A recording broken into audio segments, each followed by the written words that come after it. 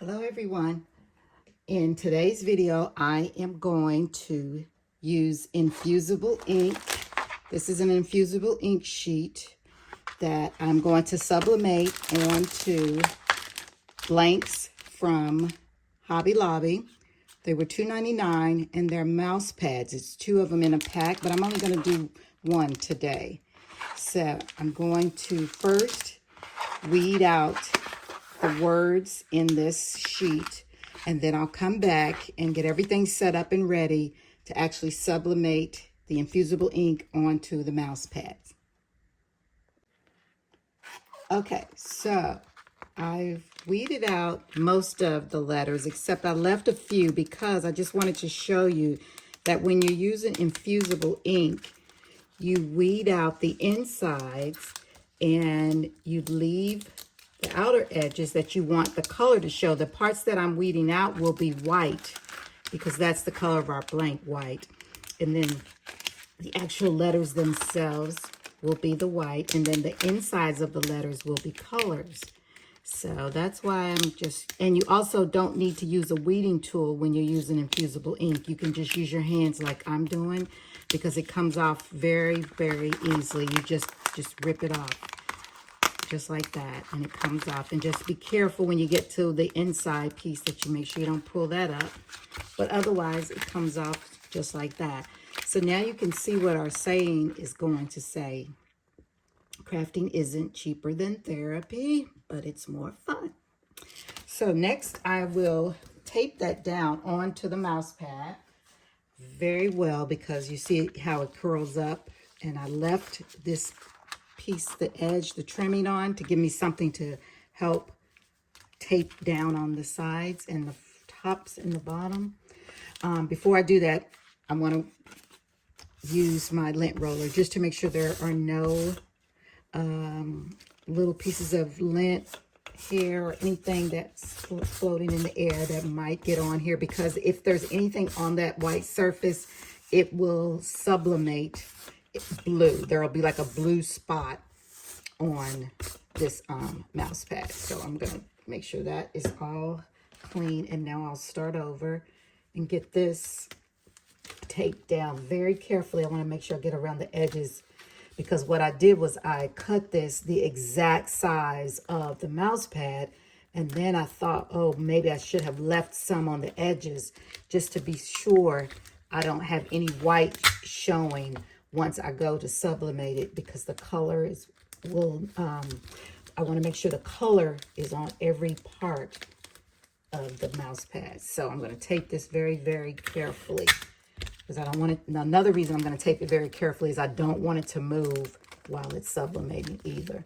So I'm going to tape it front and back, and then all around the top and bottom.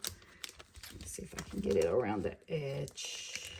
Hold on to there. Oops, and around here, the bottom. It looks like I got just enough to go right over the edge so that it will, the dye or the ink or whatever it's actually called, will get onto the, around the edge of the mouse pad. So, yeah. I need to do a better job of taping because I really want to make sure this stays down. Oh, the tape is holding up pretty good on here. I'm just going to make sure, yeah, like that. And then go around the bottom again, because I need to put more here to go around this section. Make sure it's down. And then I'll get this corner. That one. Can I get it? There we go. And this one too, because I don't want any white showing at all. Okay, so that should be good. It feels pretty tight. Wait, that's a little rinky dinky. Let's try that. Okay. So it seems to be down in each, except there's a little, it's like a little bit of air was getting through there. So I'm going to put some there. And let's see, where else? Is it good? Okay, I think we're good to go, but since I tore this off, I may as well use it. Okay.